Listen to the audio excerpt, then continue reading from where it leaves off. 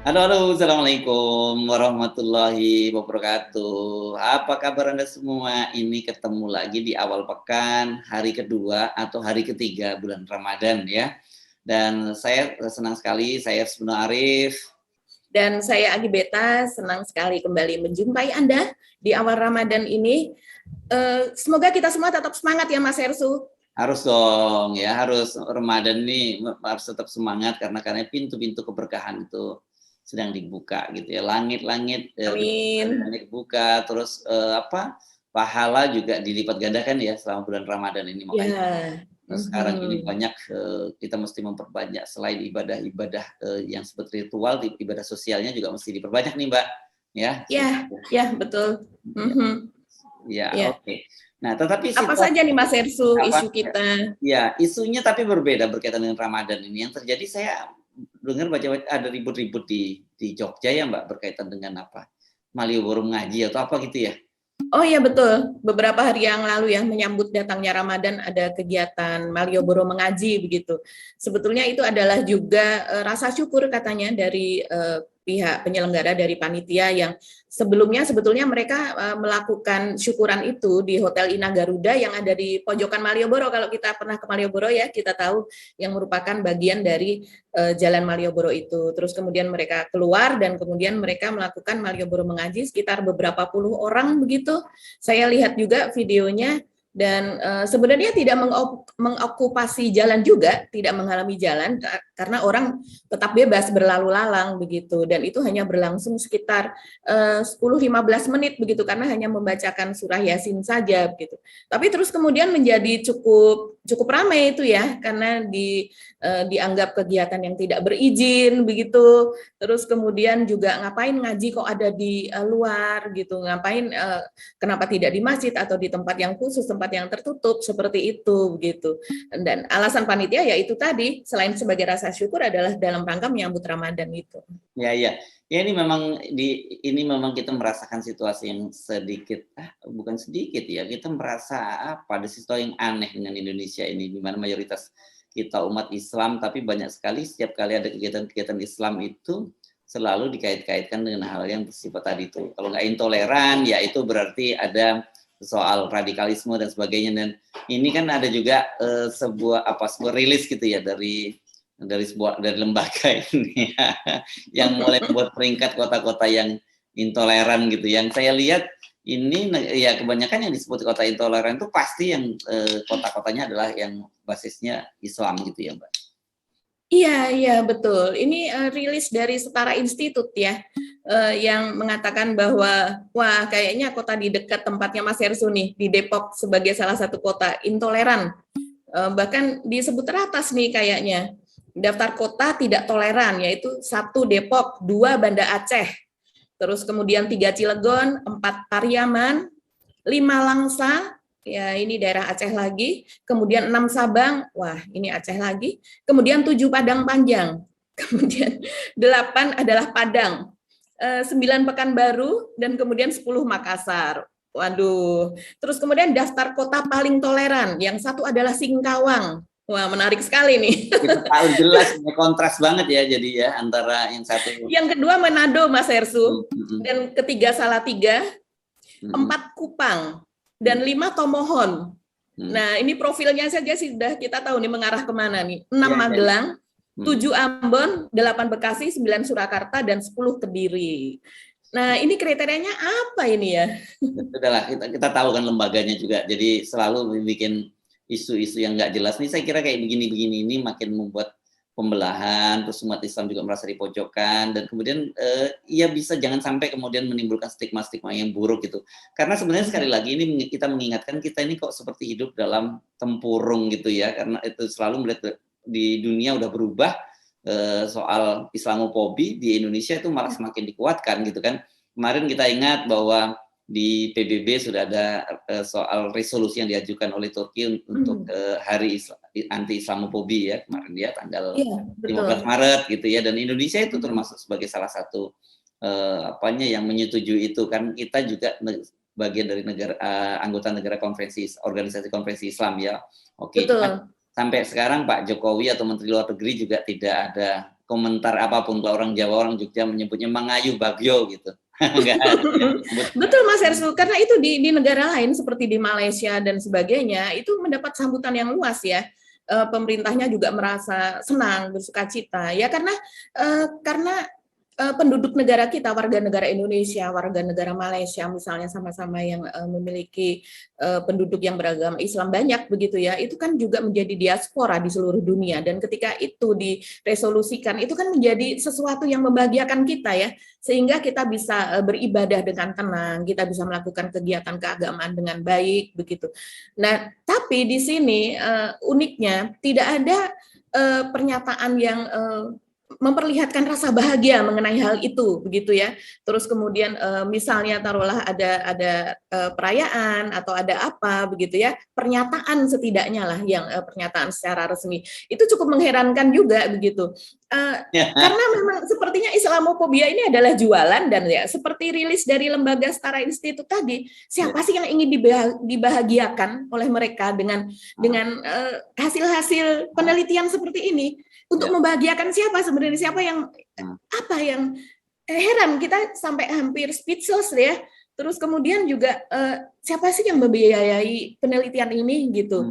Kan kita pasti larinya ke situ begitu. Kenapa masih soal Islamofobia ini masih didengung-dengungkan di negara yang jumlah penduduk Islamnya paling banyak ini? Kenapa pembelahan ini masih harus terus dilakukan? Sementara di negara yang mayoritas non-Muslim malah justru mulai merangkul umat Muslim gitu ya Mas Ersu? Iya.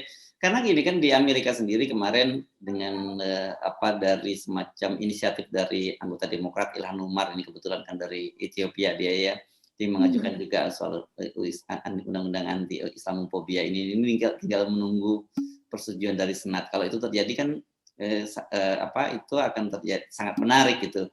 Amerika yang selama ini sebagai negara sekuler kapitalis malah menghormati itu, sementara di Indonesia yang mengaku sebagai negara Islam justru umat Islam itu makin terus dipojokkan dengan isu-isu intoleran dan radikalisme. Nah, mumpung saya ingatkan kemarin itu kan tanggal 3 April ya. Saya membuat kontennya itu juga orang lupa itu. Sekarang selama ini Anda sering sekali ya mendengar mereka teriak NKRI harga mati, dan kita tahu tuh profilnya orangnya seperti apa itu, yang sering teriak NKRI harga mati. Mereka tahu nggak sih sebenarnya yang punya jasa besar sekali dalam menyatukan Indonesia ini NKRI itu setelah terpecah belah menjadi negara Republik Indonesia Serikat itu pada tahun 50 itu 3 April itu ada namanya mosi integral itu dari Muhammad Nasir, itu adalah ketua umum Partai Masyumi, kalau sekarang mungkin disebut sebagai Partai Kadrun gitu ya. Dan Pak Nasir ini kemudian mendirikan Dewan Dakwah Islamnya Indonesia, jadi lembaga dakwah. Beliau inilah yang sebenarnya kemudian kan proklamasi kemerdekaan kita itu pertama tahun 1945 gitu ya, dan setelah mosi integral, setelah kita itu cuma berapa tahun kita itu jadi negara kesatuan kan, kemudian jadi negara Republik Indonesia Serikat itu dipecah baru pada tahun 50 balik lagi menjadi negara kesatuan NKRI, negara kesatuan Indonesia NKRI, dan itu tokoh kadrun yang menyatukan NKRI itu gitu loh. Saya terpaksa menggunakan istilah ini meskipun saya tidak suka gitu, karena ini meminjam istilah mereka saja gitu. Lu kalau mau adu NKRI, lu kemana aja lo selama ini gitu loh, ngerti nggak belajar sejarah? Gitu. Iya betul, kita juga hanya sekedar baju saja itu sudah menjadi sesuatu yang sangat bermasalah begitu ya. Orang jadinya berpikir kalau seandainya mau memakai surban atau memakai apa, dulu ketika Pangeran Diponegoro selalu digambarkan berjuang dengan memakai surban, baju panjang begitu ya. Terus kemudian Imam Bonjol juga digambarkan demikian. Mungkin kalau sudah ada buzzer pada saat itu, wah mereka sudah sangat-sangat dikadrun-kadrunkan gitu ya. Begitu juga dengan pejuang yang memakai pejuang muslim muslimah begitu, yang memakai misalnya pakai kerudung begitu, mungkin saat itu sudah kurang diterima oleh masyarakat begitu penampilannya begitu kalau sudah ada buzzer pada waktu itu begitu. Nah, ini memang cara cuci otak seperti ini sangat-sangat berbahaya sekali. Sangat-sangat berbahaya, karena kalau seandainya Islamofobia ini nanti undang-undang anti Islamophobia ini sudah diterima ya di Amerika sendiri, pasti setiap kali itu lolos itu akan menggelontorkan uang yang sedemikian besar untuk Kampanye aksi ya, anti Islamophobia itu. kampanye ya, ya, ya. Ya, untuk dana Kampanye kampanye yang anti tadi. Islamophobia. Ya betul. Sementara di Indonesia sendiri sepertinya justru banyak menggelontor dana untuk memperbesar Islamophobia itu sendiri. Nah, ini kan sangat-sangat bertentangan. Itu saya kira yang membuat kampanye anti Islamophobia di dunia, di luar sana itu menjadi kontradiktif dengan yang terjadi di Indonesia, yang membuat sambutan anti Islamophobia itu tidak disambut di Indonesia sendiri gitu. Ya. Nah, kita bandingkan kontras yang terjadi di New York, di Yogyakarta dengan yang terjadi di New York. Nah, itu saya kira menarik sekali nih Mbak ya. Saya sih ada video-video yang salat tarawih di Times Square. Ini jalan utama ini di kota New York nih. Saya beberapa kali pernah ke sana dan ini kita memang salah satu tempat tujuan turis ke New York nih, kalau nggak mampir ke Times Square ini. Betul. Modal ini. Iya. Bismillahirrahmanirrahim. Alhamdulillahi rabbil alamin. Ar-Rahmanir-Rahim. Maliki yaumiddin. Iyyaka na'budu wa iyyaka. Ya, di Times Square itu ada entah berapa jumlahnya ya, kalau melihat memang banyak sekali yang melakukan salat tarawih di Times Square. Dan Times Square ini selalu menjadi, kalau di film-film ya, untuk menggambarkan New York, mereka selalu ada adegan di Times Square begitu kan. Sepertinya belum ke New York kalau belum ke Times Square. Dan kemudian ini menjadi lokasi berbagai kampanye, berbagai acara-acara dunia itu dilakukan di Times Square. Nah, kemudian ini ada sebuah jalan yang diokupasi di Times Square. Mungkin ini kalau sudah terjadi di Indonesia, ini sudah akan menjadi hal yang sangat ramai sekali. Karena saya pun melihat di Twitter ketika masyarakat Muslim di Amerika melakukan tarawih bersama di Times Square, ya, terus di Twitter itu komentarnya malah lucu, Mas Hersu. Komentar dari netizen Indonesia ya, mungkin buzzer gitu ya, mengatakan bahwa itu kok nggak benar ya. Tarawih kok di jalan gitu, jalannya diokupasi dan sebagainya. Itu yang salah ini Anies Baswedan ini pasti gitu. Iya seru juga ya, saya nggak membayangkan itu terjadi di Jakarta ya, ada jalan utama kan ini New York itu. Kalau kita di Jakarta ini kira-kira ya memang kita nggak bisa bandingkan dengan Jakarta, tapi kira-kira levelnya sama dengan Jalan Tamrin Sudirman gitu ya Mbak ya, kira-kira ya ini. Iya betul. Ini kan benar-benar ada di pusat kota begitu. Dan kemudian saya masih ingat juga ketika ada protes tentang Jogja mengaji ya, yang itu di Malioboro. Kemudian salah satu netizen itu ada yang mengatakan bahwa ini tidak benar. Ini kalau seandainya ada yang melakukan perayaan Natal begitu ya, dengan mendengungkan lagu-lagu pujian, ini pasti sudah sangat-sangat dipermasalahkan oleh para kadrun begitu. Terus kemudian langsung ada yang menjawab bahwa ternyata baru mungkin 2 tahunan yang lalu ya, karena sepertinya tahun 2019 begitu, itu ternyata memang ada di Bundaran HI itu ada perayaan Natal di situ, menyanyikan lagu-lagu pujian di pinggir jalan di HI itu begitu, oleh sekelompok paduan suara, dan itu oke-oke saja, tidak menjadi masalah begitu. Langsung tidak ada percakapan lagi, tidak ada jawaban lagi di situ. Ya, saya kira sebenarnya gini, narasi-narasi gini ini sebenarnya narasi kampungan banget ya, masih mempersoalkan perbedaan-perbedaan agama, perbedaan pandangan politik. Saya kira nggak pada tempatnya lah. Saya kira penting sekali lagi mereka ini, orang-orang ini mesti belajar sejarah gitu ya. Saya yang paling dekat ini soal tadi ya, hari NKRI gitu. Itu sampai sekarang belum disetujui itu, soal hari NKRI tanggal 3 April karena mosi integral dari Muhammad Nasir tadi. Nah, New York saya kira karena bagaimanapun itu menjadi kiblat dari dunia, itu juga salah satu kiblat negara-negara Barat. Saya kira ini nanti akan memberikan pengaruh yang juga cukup positif lah terhadap kehidupan beragama dari umat Islam. Dan Saya kira sebenarnya hal yang sama kita juga mesti sampaikan juga kepada teman-teman dari Islam gitu ya. Kalau mereka yang mayoritas non-Islam bisa memberikan toleransi semacam itu, saya kira di Indonesia kan kita juga melakukan hal yang sama gitu. Hanya kadang-kadang memang ada beberapa konflik, tapi itulah yang kemudian dibesar-besarkan gitu, seolah-olah umat Islam di Indonesia itu tidak toleran kan. Ya, ya betul. Saya juga tidak paham ya, itu seperti Setara Institut itu ada beberapa kota di Aceh dianggap tidak toleran begitu. Padahal saya membaca beberapa kisah itu yang non-Muslim yang berdagang di Aceh itu mereka sangat aman, Mas Hersu.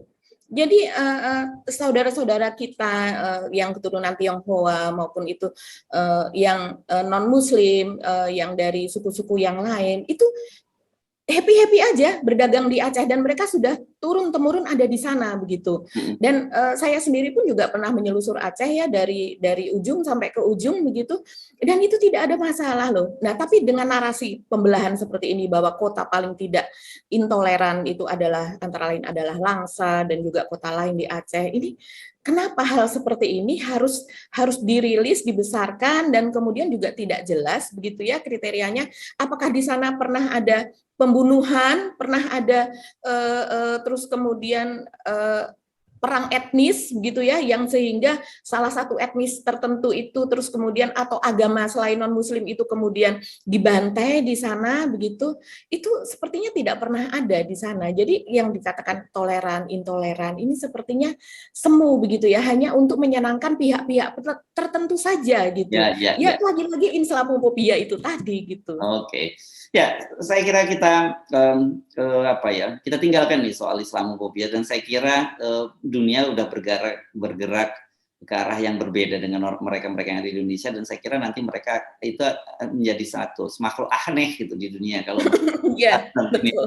Nah, menjadi stranger. Ya, di keanehan di Indonesia memang banyak sih Mbak, bukan hanya soal intoleran itu, pejabatnya juga banyak aneh-aneh gitu. Mas, Anda masih ingat ya waktu Pak Lutfi kemarin nanya kepada emak-emak gitu, lebih baik pilih barangnya murah tapi langka atau mahal tapi ada gitu ya. Sekarang rupanya itu diikuti oleh Menteri Pertanian gitu ya. Bagaimana tuh Mas Hersu mengikutinya tuh Mas Hersu? Ya kan kata Menteri Pertanian kan soal yang penting barangnya itu ada dulu ya, nggak langka dulu, soal harganya itu nanti. Gimana sih bahasa persisnya Pak Menteri itu saya nggak pas, tapi pokoknya kira-kira ini sebenarnya sama dengan yang disampaikan oleh Pak Lutfi ya. Gitu. Iya betul. Jadi yang penting barangnya ada dulu. Soal harga itu nomor berikutnya begitu ya. Ya itu sama. Soal harga mengikuti saja. Ya. Ini mereka ini berpikirnya dengan cara mereka ya, artinya orang mereka yang sebagai pejabat gitu atau nggak pernah lama nggak sudah atau nggak pernah atau lama udah nggak hidup susah lagi, jadi mereka seperti teraliniasi gitu ya. Makanya mumpung Ramadan kita juga perlu ngomong, sering sekali kan kalau dalam Islam diajarkan seorang pejabat itu sering incognito gitu ya. Itu yang sering, yang saya kira yang paling sangat populer itu kan riwayat bagaimana Khalifah Umar bin Khattab suatu malam ketika berkeliling itu nggak tahu ini lokasinya, saya kira kalau Umar bin Khattab di Madinah saya kira ya lokasinya. Ini kan dia mendapati seorang ibu-ibu yang sedang merebus sesuatu untuk mendiamkan anaknya yang sedang menangis gitu kan, dan kita ditanya sampai anaknya tertidur dan kita tanya ternyata itu dia merebus batu gitu ya. Dan Umar itu merasa bahwa itu salah, itu dosa dia sebagai seorang pemimpin. Nah kita katanya pemimpin kita levelnya belum sampai di situ, walaupun ada sih yang sering menyamakan Pak Jokowi dengan Khalifah Umar bin Khattab ini kan gitu. Tapi kalau mau disamakan bagus. Disamakan ada dua hal yang saya ingat kalau dari Umar bin Khattab. Satu itu cerita tentang dia akhirnya menghukum dirinya memanggul gandum dari Baitul Mal dibawa ke ibu yang merebus batu tadi. Yang kedua ada satu dialognya ketika dia menyatakan bahwa kalau ada seekor keledai yang terperosok di Mesir sana itu terperosok di jalan itu, yang dosa itu adalah Umar. Itu kan luar biasa ya, dari Madinah ke Mesir. Jadi tanggung jawab seorang pemimpin itu dosa. Nah, ada keledai terperosok aja dia berdosa bersalah gitu, apalagi banyak rakyatnya miskin. Lah, ini sekarang ya betul. Seekor binatang yang teraniaya begitu ya, gara-gara ada sebuah lubang yang tidak diuruk misalnya ya, itu terperosok saja pemimpin yang salah, apalagi kalau ada bayi-bayi yang stunting, anak-anak balita yang stunting, dan itu jumlahnya 1 dari 3 balita di Indonesia itu stunting. Nah, salah siapa itu begitu? Kalau merujuk kepada itu tadi ya salah pemimpin gitu ya, yang tidak bisa membereskan masalah pangan, masalah gizi dan sebagainya. Ya, ini memang ironis ya, Mas Hersu, pernyataan bahwa yang penting pangannya ada, komoditinya ada dulu, baru kemudian ya harganya mengikuti begitu kan, artinya kan ini dilepas pada pasar, dan sepertinya pemerintah ini memang agak menyerah ya, tidak hanya agak ya, memang menyerah sih, menyerah kepada oligarki, kekuatan oligarki gitu yang menguasai rantai distribusi makanan ini. Nah, saya pikir kalau seandainya memang oligarki demikian perannya demikian besar, kenapa mereka nggak dijadikan menteri sekalian sih? Loh. Jadi kita bisa langsung tunjuk gitu loh. Ya memang ada, memang ada ya. Memang nggak ada. Sekarang ini kan yang disebut eranya seperti disebut Bang Rizal Ramli sebagai peng-peng nih, penguasa dan pengusaha gitu ya. Dan banyak orang sekali udah menyebut kalau dulu pengusaha itu didrive oleh Pak. Orang kan sering didrive oleh Pak. Orang sering menyamakan bahwa Pak Jokowi itu udah mulai kayak Soeharto gitu, karena sama-sama otoriter. Tapi beda banget gitu ya, Pak Harto dulu mengendalikan para oligarki, para taipan pengusaha. Memanfaatkan oligarki ya. Dikendalikan, sekarang dikendalikan. Kalau kemarin saya membaca The Economist misalnya menyebut gini, bahwa Pak Harto itu dia kalau melakukan pembangunan itu para teknokratnya itu yang merencanakan semua, barulah kemudian diserahkan pelaksanaannya pada para kroninya. Sebaliknya sekarang sejak perencanaan yang menentukan prioritas itu para kroni itu gitu, makanya sekarang nggak ada pengakuan gini kan jadinya gitu. Iya betul. Kita sebagai wartawan yang sudah cukup tua ya, boleh nggak dikatakan tua? Mas Hersu mau nggak mengakui tua? Benar aja lah, sebenarnya lebih netral. Ya, oke lah. Dengan yang berusia senior ini masih ingat kalau kita mewawancarai menteri-menteri dari Pak Harto itu, kita harus betul-betul menguasai masalahnya. Kita menanyakan inflasi itu paling tidak 10 tahun inflasi yang terakhir tuh kita kuasai begitu. Kita ngomong soal angka-angka keekonomian begitu, kita betul-betul harus menguasai. Begitu juga kalau kita mewawancarai soal lingkungan hidup misalnya. Kalau tidak, kita akan malu sendiri begitu, karena mereka yang dijadikan menteri itu memang betul-betul orang yang track record-nya di situ. Mereka memang menguasai begitu. Mereka tidak hanya sebagai dosen saja, tapi mereka juga memang menguasai di lapangannya seperti apa begitu. Zaman dulu saya masih ingat betul seperti ini gitu. Itu beda banget ya, saya kira situasinya sekarang ini.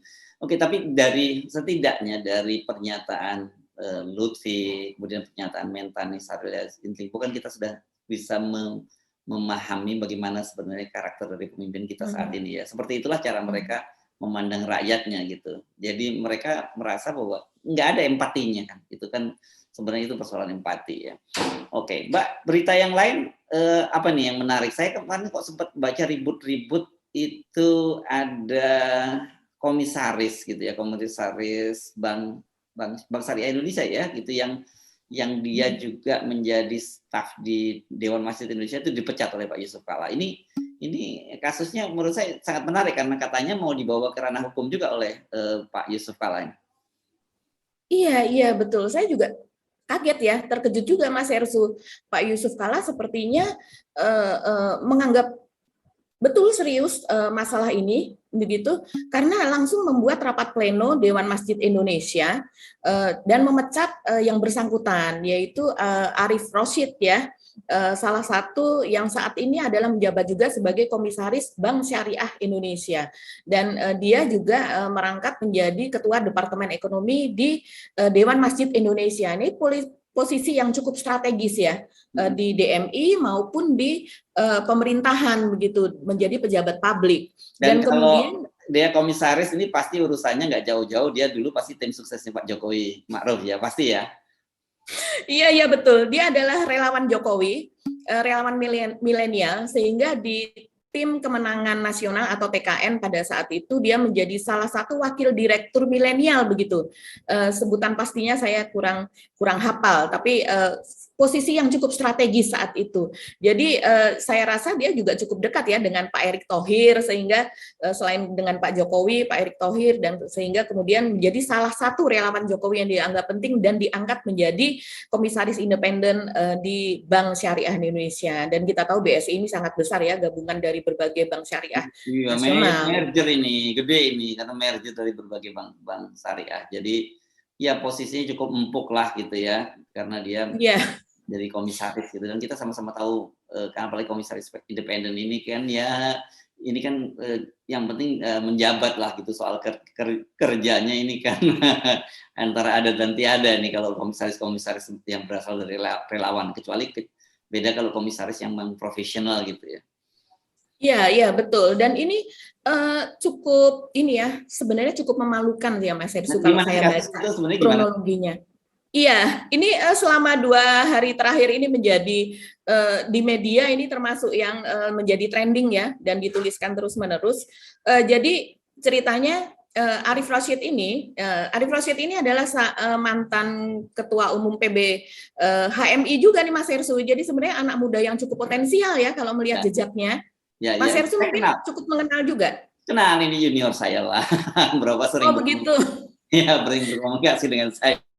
Iya, dia adalah lulusan dari Fakultas Kedokteran Gigi di Universitas Hasanuddin dari Makassar. Jadi saya rasa sebetulnya ini cukup menjadi kepercayaannya Pak Yusuf Kalla juga ya, karena sama-sama berasal dari Sulawesi Selatan. Nah, tentunya jadinya ini membuat kita memaklumi bahwa mungkin Pak Yusuf Kalla cukup terkejut dengan perbuatannya. Jadi ceritanya adalah Pak Yusuf Kalla itu dari pihak Pak Yusuf Kalla menerima telepon dari protokoler istana, yaitu dari kantor wakil presiden, menanyakan mengenai rencana undangan yang sedianya adalah hari ini, yaitu kick off dari festival Ramadan yang akan dilakukan selama 1 bulan penuh. Ini acara yang cukup besar Mas Hersu, karena ini akan diadakan keliling di seluruh Indonesia begitu ya, dan juga BSI ini menjadi salah satu penyelenggaranya. Terus kemudian juga ada dari Kadin, dari masjid-masjid dan sebagainya, dari UKM begitu. Nah, terus kemudian di situ Pak Maruf Amin itu diundang untuk menjadi pembuka acara tersebut hari ini di Masjid Istiqlal Jakarta. Di situ ada tanda tangan undangan yang ditandatangani oleh Pak Yusuf Kalla dan juga sekjen dari DMI, Dewan Masjid Indonesia. Ya, nah, kemudian ada Darukut nih sekjennya saya kenal ya. Oke. Iya, betul. Nah, terus kemudian mereka menelpon kepada staf dari Pak JK menanyakan mengenai rencana itu. Ya tentunya kalau dari istana pasti selalu ada konfirmasi. Kalau mereka harus menyiapkan protokoler ya, Pak Wapres akan datang. Nah, terus kemudian langsung disambungkan kepada Pak JK oleh stafnya, dan Pak JK menerima konfirmasi dari pihak istana itu terkejut karena beliau merasa tidak pernah menandatangani undangan tersebut. Ini undangannya bisa kita lihat nih Mas Hersu. Jadi pemalsuan tanda tangannya seperti ini begitu. Dan kemudian Pak JK yang terkejut itu kemudian langsung mengadakan rapat pleno DMI yang dihadiri oleh pimpinan-pimpinannya, dan kemudian langsung memecat saudara Arif Rashid ini. Gitu ceritanya. Waduh, berat dong ya. Kenapa sih mesti yang begini sampai ini dampak ini serius bisa mengancam posisi dia sebagai komisaris loh, karena bagaimanapun ini Pak Yusuf Kalla, dan kemudian kalau kasusnya bergulir ke ranah hukum ini kan menjadi persoalan serius saya kira ya. Oke, prihatin juga saya kira ada anak-anak muda kenapa mesti sampai melakukan pemalsuan semacam ini ya. Padahal kan sebenarnya hal gini ini bagus sekali, karena caranya kalau kemudian dikomunikasikan dengan Pak JK mungkin bisa jadi malah dia semacam mendapat apresiasi gitu dari Pak JK karena menyelenggarakan acara serupa ini gitu. Ya betul. Dari jubir Pak JK sendiri, Pak Husin Abdullah mengatakan, dan juga dia cukup terheran-heran mengapa ini harus terjadi begitu, karena komunikasi antara Arif Rashid ini dengan Pak JK itu terbuka begitu. Maksudnya antara mereka itu tidak ada halangan gitu. Jadi kalau seandainya pun meminta tanda tangan pun akan menjadi sesuatu yang sangat mudah begitu. Ya. Kenapa ini harus dipalsukan tanda tangan itu? Dan kalau saya sih melihatnya Mas Hersu ini sebagai pejabat publik yang terus kemudian sudah memasukkan tanda tangan seperti ini sangat-sangat berat. Karena ini adalah sebagai contoh ya, dia pernah memimpin sebuah organisasi besar. Dia adalah juga sampai saat ini masih memimpin beberapa organisasi begitu. Dan ini kan dia menjadi panutan, menjadi contoh begitu, dan dia pejabat publik begitu. Kalau hal seperti ini bisa dia lakukan, bagaimana hal-hal lainnya yang ada yang tidak terungkap begitu, orang jadi melihat begitu. Nah, sampai sekarang kita belum mendengar keputusan dari memang ada pertanyaan. Seharusnya seperti ini juga diproses karena melibatkan nama besar dari BSI. Karena di situ BSI sebagai salah satu penyelenggara dari acara ini, sebagai salah satu sponsor utama begitu. Dan dia yang sepertinya mewakili dari BSI begitu. Nah, kalau ini sama saja dengan membawa BSI memalsukan tanda tangan Pak JK begitu kan? Aduh. Ya. Ini sama saya serius ini kok. Oke, kita tunggu saja kelanjutannya bagaimana. Apa sih ada satu topik lain yang tercecer, Mbak, yang belum kita bahas? Ya, mungkin ada salah satu berita ya yang ada di Kalimantan ya, Mas Hersu. Beritanya memang tidak meluas ya. Beritanya memang tidak meluas. Soal ini ya, Kongres Kongres Borneo Raya ya. Apa namanya? Iya, soal Kongres Borneo Raya. Iya. Betul. Ini berkaitan dengan KBN. Ini saya juga agak saya sudah membacanya beberapa hari gitu. Saya coba cari di media-media lain kenapa nggak muncul ini ya. Padahal ini kan cukup serius ya karena berkaitan dengan ibu kota baru di Kalimantan Timur yang mereka merasa tidak dilibatkan dan kita tahu kan sebelum ditunjuk kepala otorita dan wakil kepala otorita itu pada waktu itu tokoh-tokoh Dayak ini kan menyampaikan aspirasinya kepada Pak Jokowi, mengharapkan bahwa mereka dilibatkan dalam soal ibu kota baru. Dan kita tahu akhirnya Pak Jokowi memilih Bambang Susantono dan juga kemudian Doni Rahayu. Ini yang satu seorang birokrat, yang satunya lagi dari korporasi, dari Sinarmas gitu ya. Nah ini memang mengecewakan warga Kalimantan. Tapi kalau kita bicara warga Kalimantan itu sebenarnya bukan hanya Dayak, juga ada Melayu, ada Kutai dan banyak etnis lain gitu ya. Jadi saya kira ini perlu mendapat perhatian ini kalau sampai muncul gugatan yang serius semacam ini. Cuman anehnya kenapa nggak banyak media yang memuatnya, Mbak ya? Iya, betul. Saya juga mencari di media lain, tapi ternyata tidak ada yang memuat ini. Jadi ini dimuat di media kalbarterkini.com yang merupakan jaringan dari pikiranrakyat.com. Jadi sebenarnya ini adalah jaringan yang cukup besar juga ya. Ya, jadi di situ wartawannya mewawancarai salah seorang dari tokoh Dayak ini, tapi tidak mau disebutkan namanya, yaitu bahwa mereka akan melakukan Kongres Borneo Raya itu tadi, yang dia mengatakan demikian Mas Hersu persisnya. Pemicu Kongres besar ini sudah termasuk tidak dipedulikannya aspirasi dan hak adat orang Dayak terkait keberadaan IKN. Di mana orang Dayak dianggap tidak ada oleh pemerintahan Presiden Joko Widodo. Jadi di bawahnya kemudian disebutkan termasuk kekecewaan mereka bahwa kepala otorita dan wakilnya setidaknya yang mereka harapkan adalah berasal dari suku Dayak itu tidak tertampung aspirasi tersebut begitu. Dan kemudian di bawahnya sih ada tokoh Dayak yang dipercaya menjadi pemimpin IKN, yaitu tokoh Dayak internasional itu ada, dia menyebutkan. Tapi saya tidak tahu apakah orang ini yang diwawancarai di atas yang tidak mau disebutkan namanya. Tapi antara lain kekecewaannya adalah itu. Kemudian saya menghubungkan juga, mungkin ya bisa jadi ini ada hubungannya dengan rencana dari gubernur-gubernur se-Kalimantan yang pada waktu itu akan menyertai berkemahnya Pak Jokowi. Sampai sekarang kan kita tidak tahu alasannya apa ya. Kita hanya bisa menduga-duga saja. Tapi di last minute terus kemudian hanya Gubernur Kaltim yaitu Pak Isran Nur yang menemani Pak Jokowi berkemah. Sementara gubernur lain tidak ada dengan alasan fasilitas yang tidak memadai. Ya, kalau alasan fasilitas tidak memadai itu menteri-menteri juga ikut berkemah begitu, dan mereka adalah orang Kalimantan yang sudah terbiasa dengan alam Kalimantan begitu ya. Bahkan ada gubernur yang tidak datang dari Kalimantan dan tidak datang ke acara Kendi Nusantara itu tadi dan hanya diwakilkan oleh bawahannya begitu.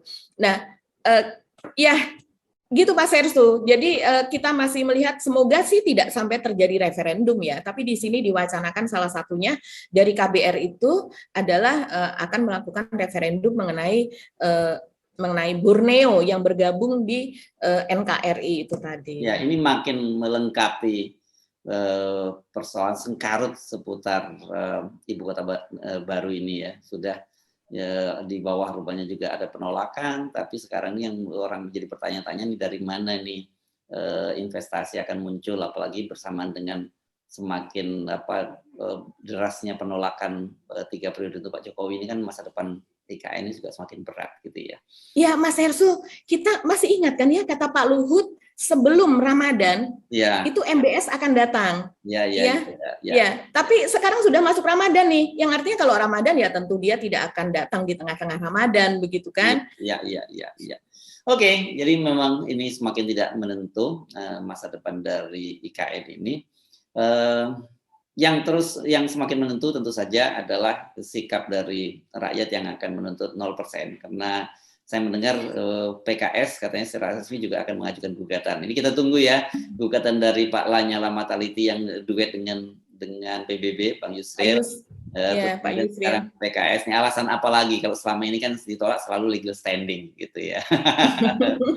Ya, kita tunggu saja, dan tentu saja terus jangan lupa bahwa kita salam 0%. Ya. Salam 0%. Ya. Jadi sekian dulu ya Mas Hersu diskusi kita hari ini. Ya. Oke, terima kasih Mbak Agi, dan juga terima kasih para viewer semua.